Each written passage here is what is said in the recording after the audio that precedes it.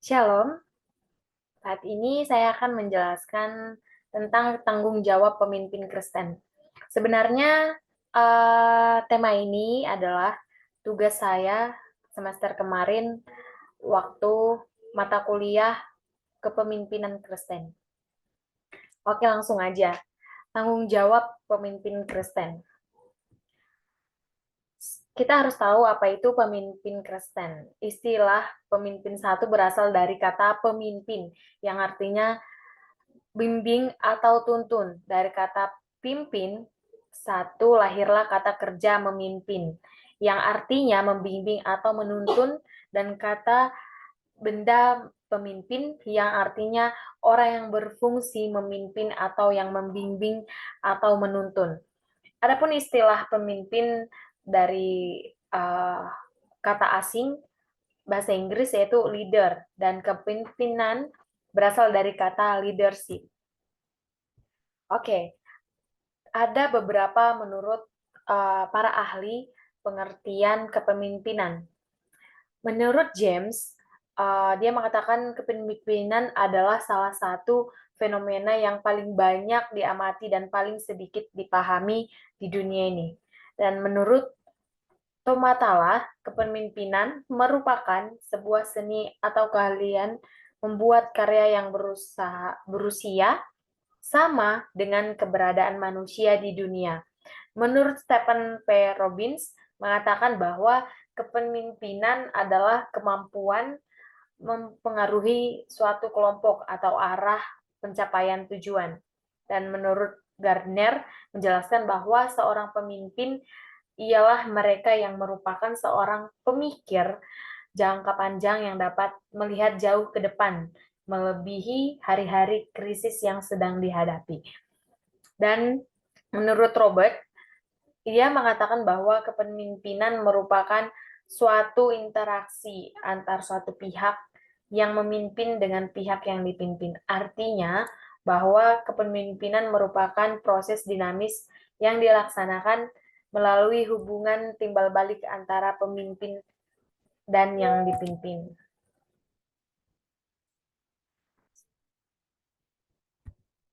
Oke, tanggung jawab kepemimpinan Kristen.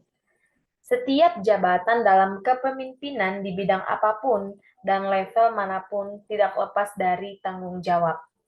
Kamus Besar Bahasa Indonesia menafsirkan arti tanggung jawab adalah keadaan di mana wajib menanggung segala sesuatu, sehingga kewajiban menanggung, memikul, menanggung jawab segala sesuatunya yang menjadi akibat. Nah, Tuhan telah menetapkan tugas kepemimpinan Kristen, sehingga pemimpin-pemimpin Kristen bertanggung jawab kepada Tuhan. Menurut Ray Anderson, bahwa semua kepemimpinan Kristen harus mempertanggungjawabkan hasil pekerjaannya pada semua orang yang mereka pimpin, karena Tuhan sendirilah yang sudah menyediakan orang itu. Nah, seorang pemimpin Kristen sebagai orang yang telah ditebus Allah harus yakin oleh Allah untuk tanggung jawab kepemimpinan. Ini gunanya memimpin suatu kelompok umat Allah. Ada tertulis dalam Kejadian 12, Keluaran 2 sampai 7, Roma 2 ayat 8. Nah, kita sebagai pemimpin Kristen harus bertanggung jawab ya. Nah, ada beberapa tanggung jawab yang melekat pada diri seorang pemimpin Kristen. Yang pertama, tanggung jawab pengembangan diri. Nah, di sini seorang pemimpin bertanggung jawab untuk terus mengembangkan dirinya guna mencapai kemaksimalan. Dan kemaksimalan yang dimaksud adalah dalam karakter kompetisi. Nah, keduanya adalah bagian yang sangat penting dalam kehidupan seorang pemimpin Kristen. Yang kedua, tanggung jawab sebagai agen perubahan. Nah, di sini pemimpin Kristen bertanggung jawab untuk menjadi agen perubahan yang merupakan pandangan umum menyatakan bahwa suatu tempat di mana untuk melakukan berbagai kegiatan. Terus yang ketiga, tanggung jawab untuk melayani. Ini harus melekat pada diri seorang pemimpin Kristen. Tanggung jawab untuk melayani. Ini melayani, kita tahu bahwa kepemimpinan yang dipakai Yesus, dan ini memang benar, apakah di bidang sekuler atau di bidang rohani pun, seorang pemimpin Kristen adalah pelayan Allah, dan sesamanya seorang pemimpin harus memiliki sejati lebih mengutamakan kesejahteraan orang lain juga daripada dirinya sendiri. Ini nih yang pentingnya melayani. Terus yang keempat, tanggung jawab dan mendisiplin.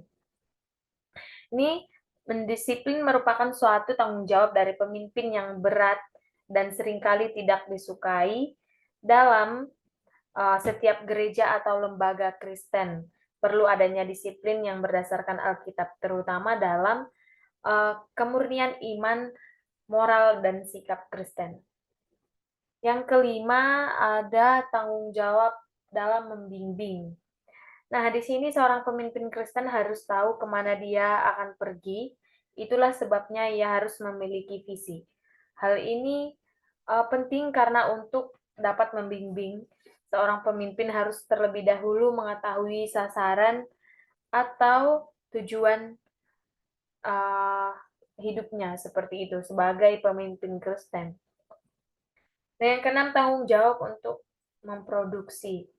Di sini artinya tujuan pemimpin Kristen bukan sekedar mencapai tujuan aja ya.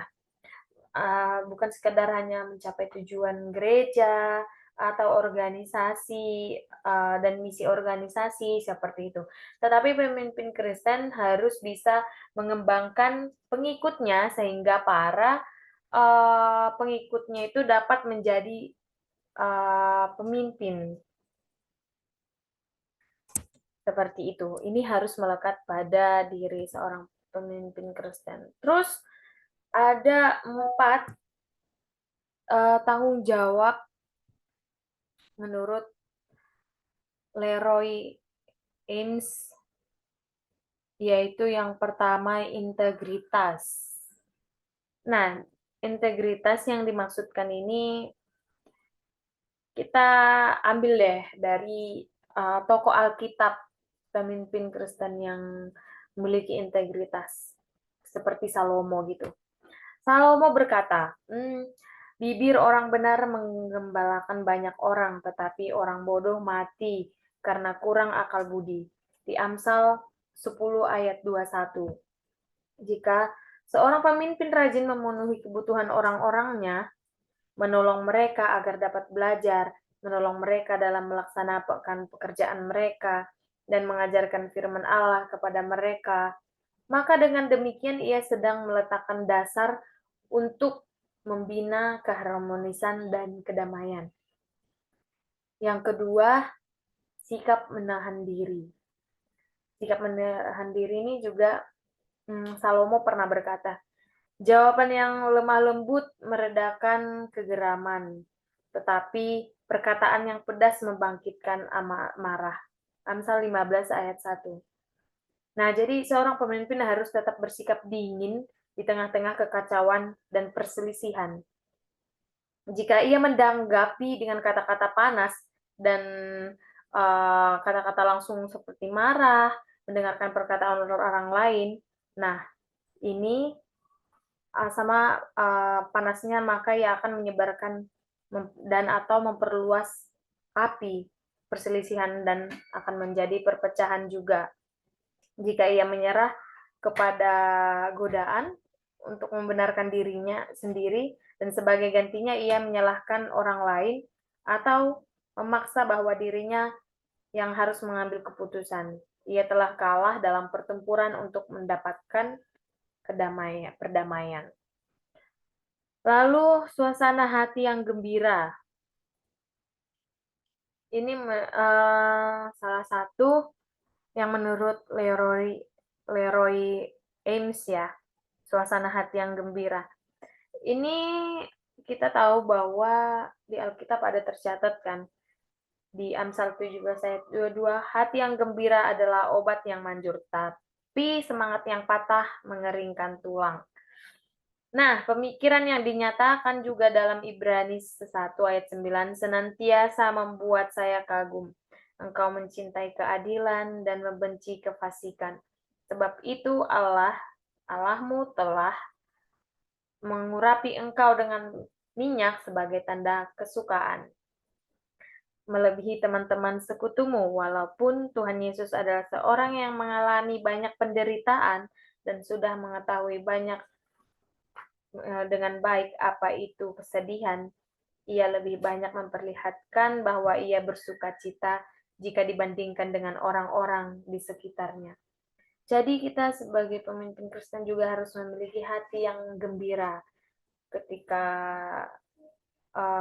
sedih atau banyak masalah, tidak terlalu menunjukkan kepada orang-orang sekitar kita. Kita dapat menunjukkan hati yang senang, hati yang gembira.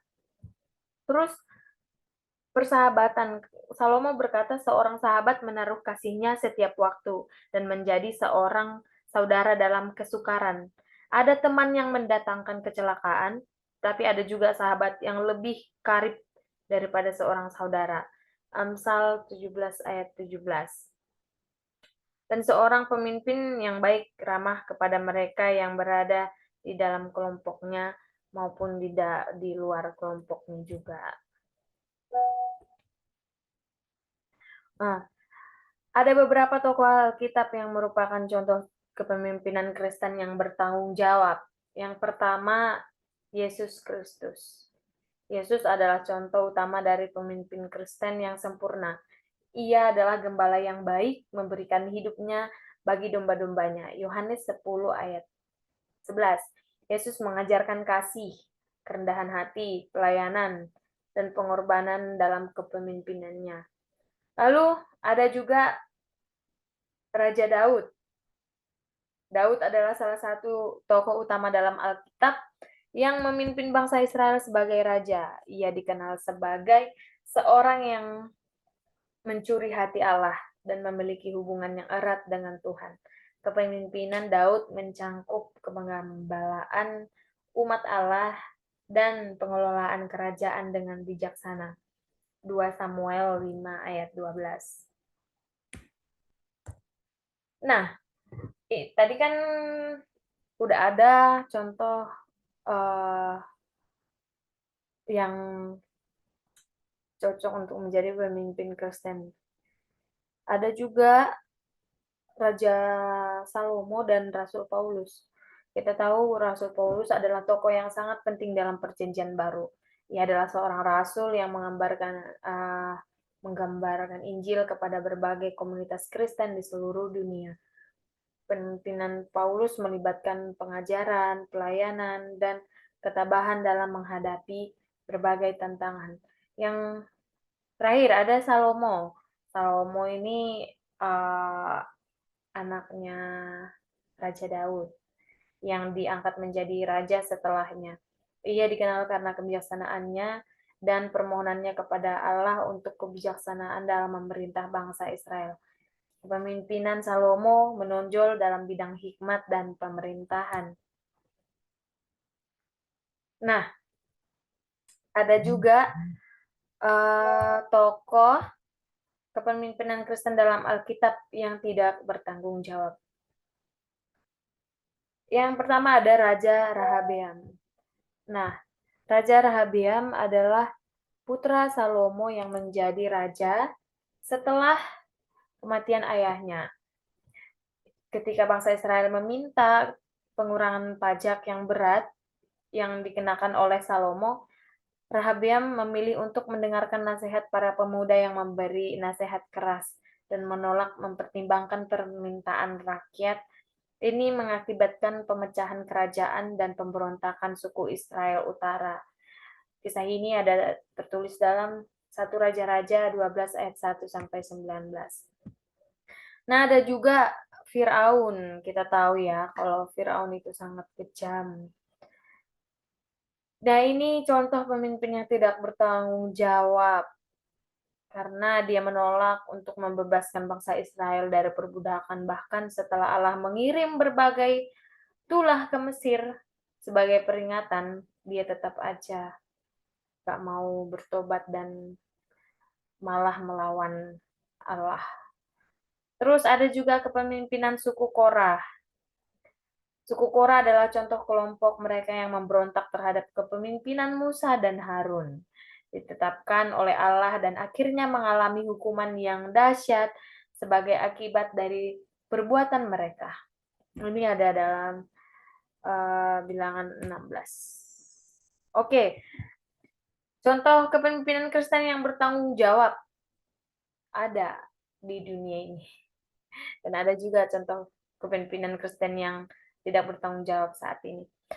Yang bertanggung jawab ada Rick Warren, pendiri gereja ini saat Black Christ di California. Rick Warren adalah seorang pendeta dan penulis yang terkenal karena bukunya The Purpose Drive. Ada juga Billy Graham, dia seorang pendeta evangelis yang sangat dihormati dan diakui secara internasional. Wah, selama puluhan tahun ia melakukan kampanye evangelis di seluruh dunia dan mempengaruhi jutaan untuk mendekatkan diri kepada Kristus. Keren. Ada juga John Stott. Wah, bukunya John Stott ini sangat banyak loh. Ini dia seorang teolog dan pendeta Anglikan yang dikenal karena pemberitaannya yang bijaksana dan pemahaman tentang Alkitab. Dan Stott juga pendiri Lotion Committee for World Evangelization dan memiliki pengaruh besar dalam gerakan Kristen global. Nah, di sini ada juga contoh kepemimpinan Kristen yang tidak bertanggung jawab. Yang pertama, Ted Hart. Dia itu seorang pendeta pemimpin gereja yang terlibat dalam skandal seksual dan narkoba pada tahun 2006. Skandal ini mencoreng reputasinya sebagai pemimpin Kristen. Tidak baik untuk dicontoh ya untuk para pendeta dan pemimpin Kristen. Yang kedua, Paula White. Dia ini seorang penginjil yang kontroversial karena teologi kesejahteraan dia yang diajarkan dan yang banyak dikritik oleh penggunaan agama untuk tujuan keuangan pribadi. Dia juga terlibat dalam kontroversi keuangan. Wah, inilah yang dinamakannya jari keuntungan diri sendiri. Lalu, ada kelebihan dan kelemahannya juga. Kelebihan pemimpin Kristen itu ada moral dan etika yang tinggi, kesediaan untuk melayani, memahami mendalam tentang nilai-nilai Kristen, penghubung rohani. Kekurangannya apa ya? Yang pertama itu kekurangannya konflik keagamaan, keterbatasan dalam pengambilan keputusan, ketergantungan pada dogma, ketidaksetaraan gender, sikap tertutup terhadap pandangan lain. Oke, kesimpulannya, kepemimpin Kristen harus memegang teguh nilai-nilai moral dan etika yang dipahami oleh ajaran Kristus. Mereka memiliki tanggung jawab untuk melayani dengan kasih, keadilan, dan integritas, memandu dan mengajar jemaat, serta mempromosikan kedamaian, kesatuan, dan pertumbuhan rohani. Tanggung jawab pemimpin Kristen untuk menjadi teladan dalam pengabdian kepada Tuhan dan pelayanan kepada sesama. Salah satu ayat yang mencerminkan tanggung jawab kepemimpinan Kristen adalah 1 Petrus 5 ayat 2 sampai 3. Demikian isinya. Jagalah kawanan Allah yang di bawah pengawasanmu dan bertindaklah sebagai pemimpin bagi mereka, bukan karena terpaksa melakukannya, melainkan dengan senang hati, seperti Allah menghendaki, bukan karena kamu ingin mencari keuntungan mereka, melainkan dengan semangat.